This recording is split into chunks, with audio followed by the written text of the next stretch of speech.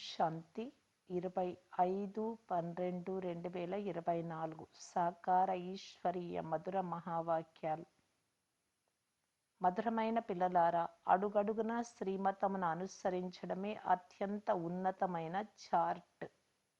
ఏ పిల్లలకు శ్రీమతంపై గౌరవం ఉంటుందో వారు మురళి తప్పకుండా చదువుతారు. ప్రశ్న: ఈశ్వరుని పిల్లలైన మిమ్ములను ఏ ప్రశ్నను ఎవ్వరూ అడగలేరు. జవాబు: మీరు రాజీ ఖుషీ అనగా క్షేమంగా ఉన్నారా, ఆరోగ్యంగా ఉన్నారా అని ఎవ్వరూ అడగలేరు. ఎందుకంటే మేము సదా రాజీగానే, ఖుషీగానే, ఆరోగ్యంగానే, క్షేమంగా ఉన్నాము అని మీరు అంటారు. పరబ్రహ్మంలో ఉండే తండ్రిని గురించి చింత ఉండేది, వారు లభించారు, ఇక ఏ విషయాన్ని గురించి చింతించాలి అంటారు మీరు. మీకు జబ్బు చేసినా మేము రాజీ ఖుషీగానే ఉన్నామని చెప్తారు. ఈశ్వరుని పిల్లలకు ఏ విషయంలోనూ చింత ఉండదు. వీరిపై మాయ దాడి జరిగింది అని తండ్రి గమనించినప్పుడు పిల్లలు రాజీ ఖుషీగా ఉన్నారా అని అడుగుతారు. ఓం శాంతి. తండ్రి అర్థం చేయిస్తూ ఉన్నారు. శివబాబా తండ్రి, టీచరు, సుప్రీం సద్గురు కూడా అయ్యారు అని పిల్లల బుద్ధిలో తప్పకుండా ఉంటుంది. తప్పకుండా ఈ స్మృతిలో ఉంటారు. ఈ స్మృతి ఎప్పుడు ఎవ్వరూ నేర్పించలేరు. కల్పకల్పము ఆ తండ్రియే వచ్చి నేర్పిస్తారు. వారు జ్ఞాన సాగరులు, పతిత పావనులు. జ్ఞానం మూడవ నేత్రం, దివ్య బుద్ధి లభించినప్పుడు మాత్రమే అర్థం చేయిస్తారు. పిల్లలు అర్థం చేసుకున్న తండ్రిని మర్చిపోతే మరి టీచరు, గురువు ఎలా గుర్తుకొస్తారు? మాయ చాలా శక్తివంతమైనది. అది తండ్రి 3 రూపాలను కూడా మరిపింపజేస్తుంది. మేము ఓడిపోయామని చెప్తారు. వాస్తవానికి అడుగడుగున 16 రెట్లు, కోటాను కోట్లు అంటే లెక్కలేనంత ఉంటుంది. కానీ ఓడిపోతే 16 రెట్లు ఎలా లభిస్తుంది? దేవతలకు మాత్రమే పద్మమును గుర్తుగా ఇస్తారు. ఇది ఈశ్వరీయ చదువు. మానవుల చదువు ఎప్పుడు ఇలా ఉండదు. భలే దేవతలు మహిమ చేయబడతారు, కానీ అత్యంత ఉన్నతమైన వారు ఒక్క తండ్రి మాత్రమే. పోతే వారి గొప్పతనం ఏమిటి? ఈరోజు గాడిద పని, రేపు రాజరికము. ఇప్పుడు మీరు పురుషార్థం చేసి లక్ష్మీనారాయణలాగా తయారవుతూ ఉన్నారు. ఈ ప్రయత్నంలో చాలా మంది ఫెయిల్ అవుతారు అని మీకు తెలుసు. జ్ఞానమేమో చాలా సులభమైన, చాలా కొంతమంది మాత్రమే ఉత్తీర్ణులవుతారు. ఎందుకు? మాయ మాటి మాటికి మరిపింపచేస్తుంది. తండ్రి చార్టు పెట్టండి అంటారు, కానీ చార్టు వ్రాయలేకపోతారు. చాలా తక్కువ మంది వ్రాస్తారు. ఒకవేళ వ్రాసిన అప్పుడప్పుడు ఉన్నతంగా, అప్పుడప్పుడు కనిష్టంగా ఉంటుంది. అడుగడుగున శ్రీమతమును అనుసరించు వారి చార్ట్ అత్యంత ఉన్నతంగా ఉంటుంది. పాపం ఈ పిల్లలకు సిగ్గు వస్తూ ఉండవచ్చు అని తండ్రి భావిస్తారు. లేకుంటే శ్రీమతమును అమలులో ఉంచాలి. అతి కష్టం మీద 1-2% మాత్రమే వ్రాస్తారు. శ్రీమతంపై అంతగా గౌరవం లేదు. మురళి లభిస్తున్నా చదవరు. బాబా సత్యమే చెప్తున్నారు కదా. మేమే మురళి చదవకుంటే ఇతరులకేం నేర్పిస్తాము అని వారి మనస్సుకు తోస్తూ ఉంటుంది. తండ్రి చెప్తున్నారు, నన్ను స్మృతి చేసి స్వర్గానికి యజమానులుగా అవ్వండి. ఇందులో తండ్రి వచ్చేసారు, చదివించే టీచర్ కూడా వచ్చేసారు, సద్గతి దాత గురువు కూడా వచ్చేసారు. చిన్న చిన్న పదాలలో పూర్తి జ్ఞానమంతా వచ్చేస్తుంది. జ్ఞానాన్ని రివైజ్ చేసుకునేందుకు మీరు ఇక్కడికి వస్తారు. భలే తండ్రి కూడా ఇదే అర్థం చేయిస్తారు. ఎందుకంటే మేము మర్చిపోతాము అని స్వయంగా మీరే చెప్తారు. అందుకే రివైజ్ చేసుకునేందుకు ఇక్కడికి వస్తారు. భలే కొందరు రివైజ్ కూడా చేస్తారైనా రివైజ్ అవ్వదు.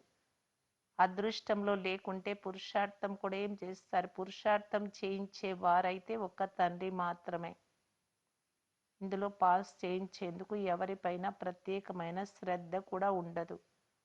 ఆ చదువులైతే ఎక్కువగా చదివించేందుకు ట్యూషన్ కొరకు టీచర్ను పిలుస్తారు. వీరైతే అదృష్టాన్ని తయారు చేసేందుకు అందరినీ ఒకే రకంగా చదివిస్తారు. ఒక్కొక్కరిని వేరువేరుగా ఎంతవరకు చదివిస్తారు? ఎంతమంది పిల్లలున్నారు? ఆ చదువులో ఎవరైనా గొప్పవారి పిల్లలుంటే ఎక్స్ట్రాగా కూడా చదువు చెప్తాము అని ఆఫర్ చేస్తారు. డల్గా ఉన్నాడు అని టీచర్కు తెలుసు. అందువలన చదివించి వారిని స్కాలర్షిప్ పొందేందుకు యోగ్యులుగా చేస్తారు. కానీ ఈ టీచరు తండ్రి అలా చెయ్యరు. వీరందరినీ ఒకే విధంగా చదివిస్తారు. ఎక్స్ట్రా పురుషార్థము అనగా టీచర్ ఏదైనా కృప చూపడం. అక్కడ డబ్బు కూడా తీసుకుంటారు. ప్రత్యేకంగా సమయం తీసుకొని చదివిస్తారు. దీని వలన వారు బాగా చదివి తెలివి గల వారిగా అవుతారు. ఈ తండ్రి అయితే అందరికీ మన్మనాభవ అను ఒకే మహామంత్రమునిస్తున్నారు అంతే. తండ్రి ఒక్కరు మాత్రమే పతిత పావనులు. వారి స్మృతి ద్వారానే మీరు పావనంగా అవుతారు. అది పిల్లలైన మీ చేతులలోనే ఉంది. ఎంతగా స్మృతి చేస్తే అంత పావనంగా అవుతారు. పూర్తి ఆధారమంతా ప్రతి ఒక్కరి పురుషార్థం అనగా ప్రయత్నంపై ఉంది. మనుషులు తీర్థయాత్రలకు వెళ్తారు. ఒకరిని చూసి ఒకరు వెళ్తూ ఉంటారు. పిల్లలైన మీరు కూడా చాలా యాత్రలు చేశారు. అయినా ఏమైంది?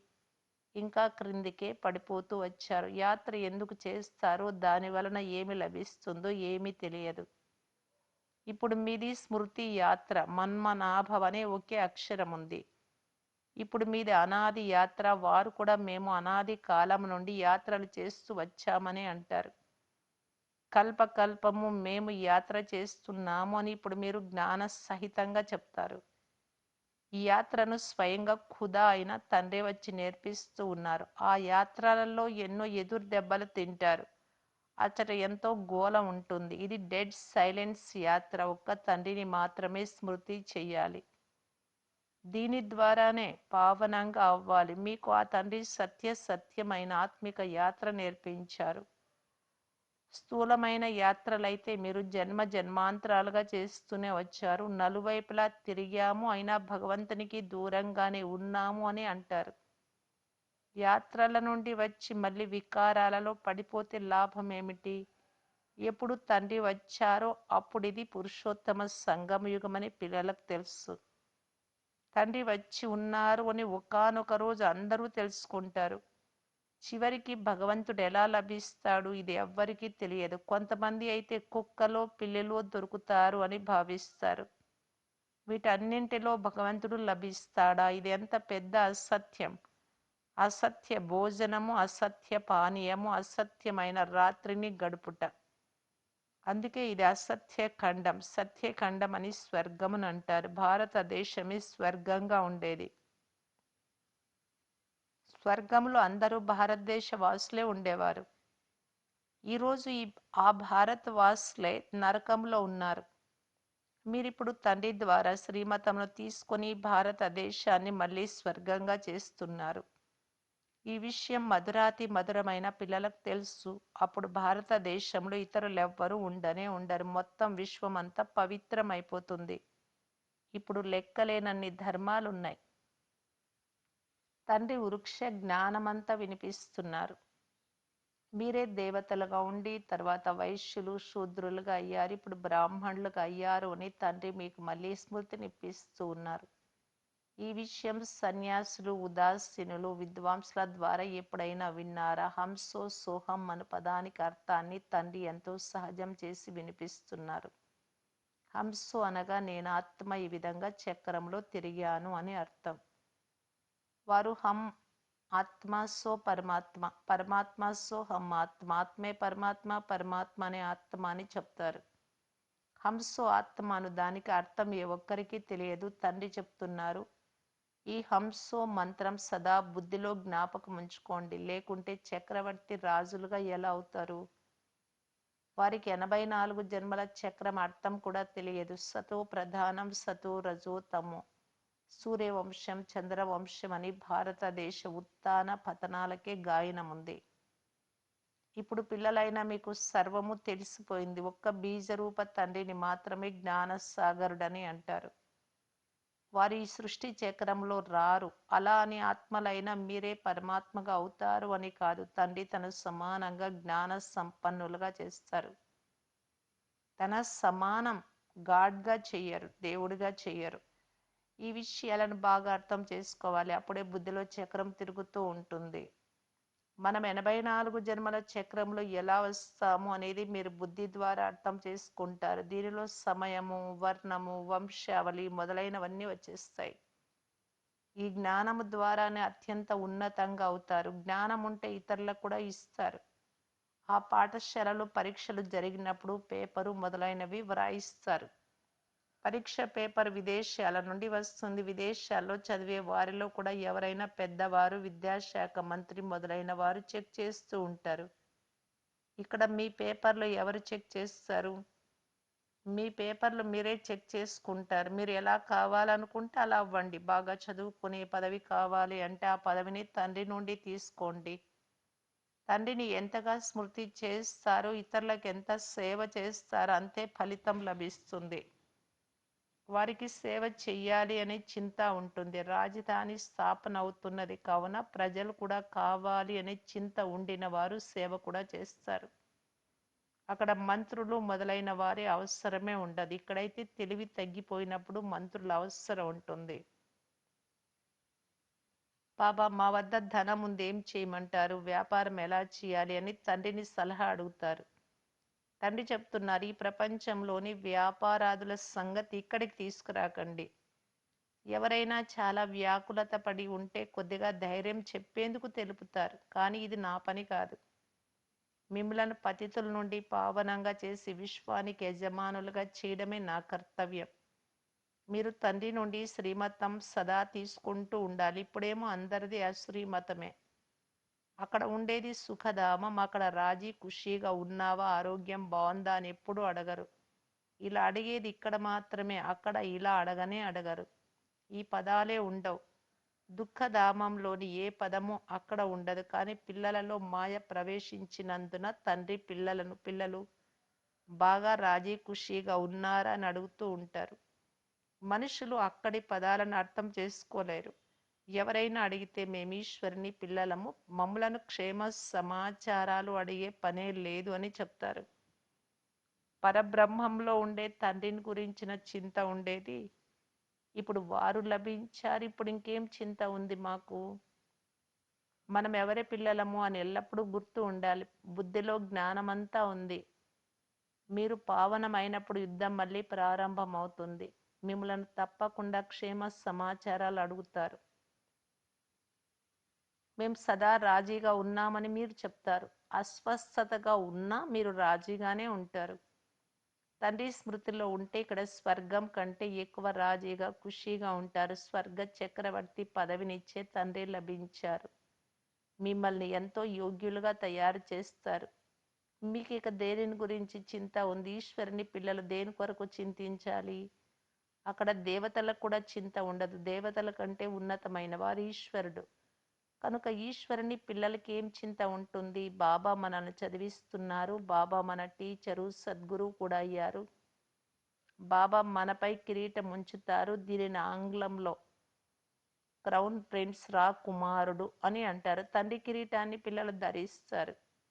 సత్యుగంలో సుఖమే సుఖం ఉంటుంది అని మీరు అర్థం చేసుకోగలరు. అక్కడికి వెళ్ళినప్పుడు ఆ సుఖమును ప్రాక్టికల్గా పొందుతారు. అది మీకు మాత్రమే తెలుస్తుంది.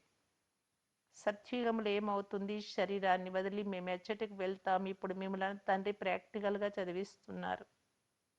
మీరు సత్యంగా స్వర్గంలోకి వెళ్తున్నారు అని మీకు తెలుసు. ఫలానా వారు స్వర్గస్థులయ్యారు అని వారు అంటారు బయటవారు. కానీ వారికి స్వర్గం అంటే ఏమిటో, నరకం అంటే ఏమిటో తెలియదు. కల్పమాయువు లక్షల సంవత్సరాలని వ్రాసేశారు. జన్మ జన్మాంతరాలు ఈ జ్ఞానం వింటూ వింటూ క్రింద పడుతూనే వచ్చారు. ఇప్పుడు మనం ఎక్కడి నుండి ఎక్కడికి వచ్చి క్రింద పడ్డాము? ఇప్పుడు మీ బుద్ధిలో ఉంది. సత్యుగం నుండి క్రింద పడుతూనే వచ్చారు. ఇప్పుడు మనం ఈ పురుషోత్తమ సంగం యుగానికి చేరుకున్నాము.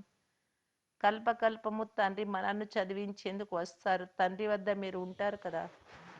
వారు మీకు సత్యమైన సద్గురువు. వారు ముక్తి జీవన్ముక్తులకు మార్గం తెలుపుతున్నారు. ఈ బాబా కూడా ఎలా నేర్చుకుంటున్నారు, అలా వారిని చూసి పిల్లలైన మీరు కూడా నేర్చుకుంటారు.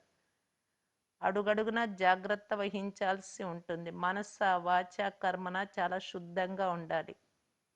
ఆంతరికంలో మురికి ఏమాత్రం ఉండరాదు. మాటి మాటికి తండ్రిని పిల్లలు మర్చిపోతారు. తండ్రిని మర్చిపోయినందున తండ్రి శిక్షణలను కూడా మర్చిపోతారు. మీరు విద్యార్థులం అనే విషయం కూడా మర్చిపోతారు. స్మృతి చాలా సులభమైనది. తండ్రి స్మృతిలోనే చమత్కారం ఉంటుంది. ఇటువంటి చమత్కారాన్ని మరే తండ్రి నేర్పించలేరు. ఈ చమత్కారం ద్వారానే తమో ప్రధానం నుండి సతో ప్రధానంగా అవుతారు.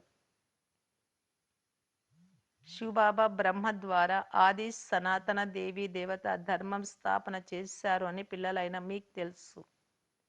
ఏ ధర్మం సత్య త్రేత యుగాలలో ఉంటుందో అది అర్ధకల్పం వరకు నడుస్తుంది. తర్వాత ఇతర ధర్మాల వారు వృద్ధి చెందుతారు. ఉదాహరణకు మొట్టమొదట యేసుక్రీస్తు వచ్చినప్పుడు చాలా కొద్ది మంది ఉండేవారు. సంఖ్య ఎక్కువైనప్పుడు రాజ్య పాలన చేశారు. క్రిస్టియన్ ధర్మము ఇప్పటి వరకు వృద్ధి చెందుతూనే ఉంది. క్రీస్తు ద్వారా మేము క్రైస్తవులుగా అయ్యామని వారికి తెలుసు. నేటి నుండి 2000 సంవత్సరాల క్రితం యేసుక్రీస్తు వచ్చాడు. ఇప్పుడు వృద్ధి చెందుతూ ఉంది. మేము క్రీస్తుకు చెందిన వారము అని క్రైస్తవులు చెప్తారు. మొదట ఒక్క యేసుక్రీస్తు వచ్చారు. తర్వాత వారి ధర్మస్థాపన జరుగుతుంది. వృద్ధి జరుగుతూ ఉంటుంది. ఒకరి నుండి ఇద్దరు, ఇద్దరు నుండి నలుగురు, తర్వాత ఇలానే వృద్ధి అవుతూ వెళ్తుంది. ఇప్పుడు క్రైస్తవ ధర్మ వృక్షం ఎంత పెద్దదిగా అయిందో చూడండి. పునాది దేవి దేవత వంశం. అందుకే బ్రహ్మను గ్రేట్ గ్రేట్ గ్రాండ్ ఫాదర్, ముత్తాతలకు తాత అని అంటారు. కానీ మీరు పరమపిత పరమాత్మ శివుడి డైరెక్ట్ పిల్లలు. ఆ విషయం భారతవాసులు మర్చిపోయారు. క్రైస్తవులకు కూడా ఆది దేవుడు ఉండి వెళ్ళారు. ఈ మానవ వంశావళి వారిదే అని తెలిసిపోతే వారు తమ క్రీస్తునే ఒప్పుకుంటారు. క్రైస్తవులు యేసుక్రీస్తును, బౌద్ధులు బుద్ధుని తండ్రి అని భావిస్తారు. వంశావళి కదా. ఎలాగైతే క్రీస్తు స్మృతి చిహ్నం క్రిస్టియన్ దేశంలో ఉందో అలా పిల్లలైన మీరు ఇక్కడ తపస్సు చేశారు కనుక మీ స్మృతి చిహ్నం కూడా ఇక్కడ ఆబులో దిల్వాడ మందిరం రూపంలో ఉంది. మంచిది. మధురాతి మధురమైన అపురూపమైన పిల్లలకు మాతాపిత బాప్ దాదాల ప్రియ స్మృతులు మరియు గుడ్ మార్నింగ్. ఆత్మిక పిల్లలకు ఆత్మిక తండ్రి నమస్తే. ధారణ కొరకు ముఖ్య సారం. ఫస్ట్ పాయింట్, డెడ్ సైలెన్స్ అనుభవం చేసే సత్యమైన ఆత్మిక యాత్ర చేయాలి. అంటే సంపూర్ణ నిశ్శబ్దంగా అనుభవం చేయాలి. హంసో మంత్రమును సదా గుర్తుంచుకుంటే నేనే బ్రాహ్మణ్, నేనే దేవత, నేనే క్షత్రియ, నేనే వైశ్య, నేనే శూద్ర. ఇది మంత్రం. చక్రవర్తి రాజులుగా అవుతారు. సెకండ్ పాయింట్, మనస వాచ కర్మన చాలా శుద్ధంగా ఉండాలి. ఆంతరికంలో ఎలాంటి అపవిత్రత ఉండరాదు. అడుగడుగున అప్రమత్తంగా ఉండాలి. శ్రీమతమును గౌరవించాలి. వరదానం, నిరహంకారత గుణాన్ని ధారణ చేసి అందరికీ సుఖమునిచ్చే సుఖదేవ సుఖ స్వరూప భవ. మహానాత్మలైన మీ గుర్తు నిరహంకారత. ఎంత నిరహంకారులుగా అహంకారం లేకుండా అవుతారో అంత సర్వుల ద్వారా గౌరవం ప్రాప్తిస్తుంది. ఎవరైతే నిరహంకారులుగా ఉంటారో వారు అందరికీ సుఖమునిస్తారు.